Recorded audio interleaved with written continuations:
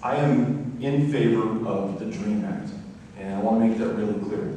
I think this is one of the most important pieces of legislation to be considered by the U.S. Congress in decades. And while I think many of us, myself included, would like to see comprehensive immigration reform take place, this effort to allow those who come into this country at a young age, through no fault of their own, and are a part of our communities, and are attending high schools just like this one here at Burgess, give them a chance to go to college, to serve in the U.S. military, and to contribute to our communities, to our country, and to our society.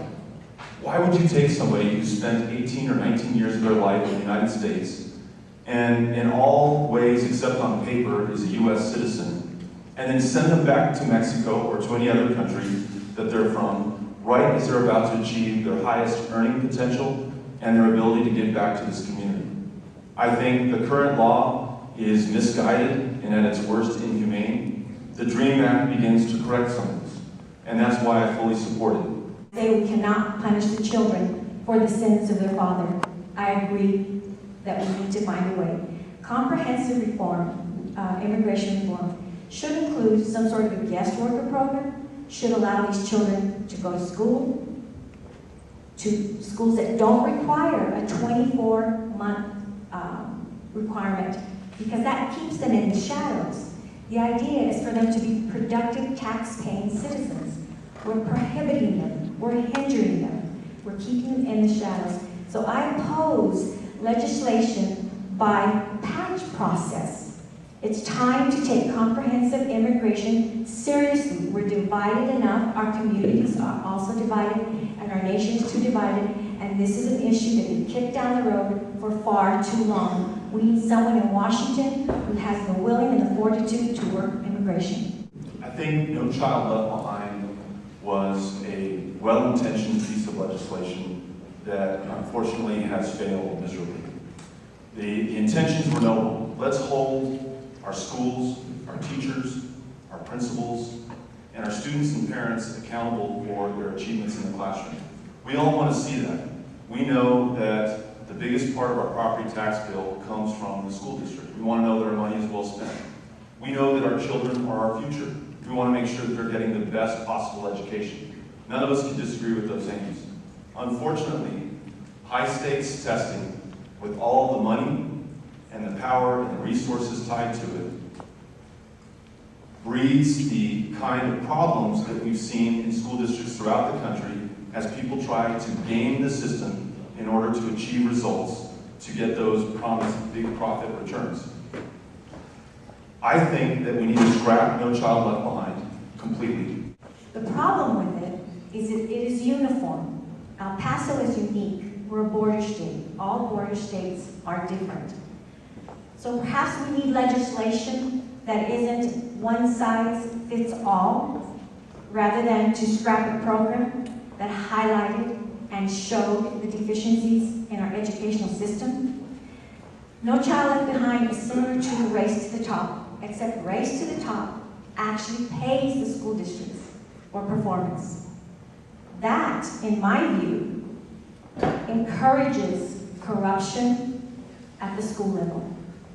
Education starts in the home. We need to start educating parents to take their child's education seriously. We need to see why some of No Child Left Behind worked and some didn't. There are teachers who have successfully increased and improved their children's studies and performance. I'm going to Washington, and number one, I'm going to work really hard on cutting the DOD, stopping the DOD cuts, because that's going to affect Fort Bliss, it's going to affect our veterans, it's going to affect our economy. So that's the number one issue that we need to work on in Washington. I want to work on promoting an environment that will expand the private sector so that we can create jobs and get the approximate 30,000 people in El Paso back to work. They deserve to be working. They deserve regulations coming out of Washington that will allow them to work.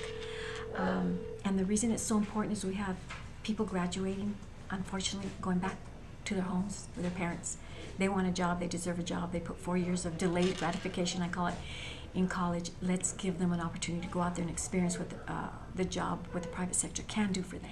And then our debt, we need to have some sensible Congress people who understand that we cannot run our country without a budget. I have a small business. I have to have a budget. You just can't blindly continue operating with expenses. And I believe that Washington's idea of fiscal responsibility is China. You know, we need money, well, China's there. We've become financially dependent on foreign countries as well as being energy dependent. That's dangerous. Number one pressing issue for most El Pasoans right now is employment and being able to find a job or to find a job better than the one that they have today. And with 10% unemployment and almost 35,000 people out of work right now, that's just not happening. And so your congressman can improve that situation in a number of ways.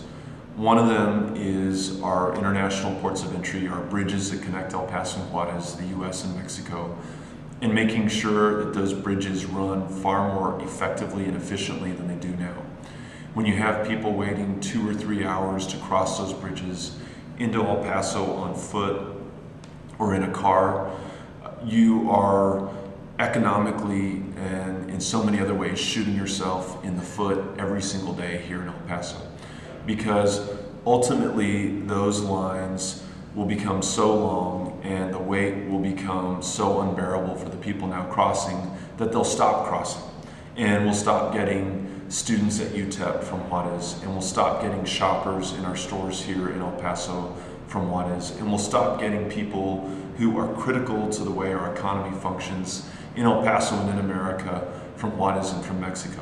And that will be devastating for this community.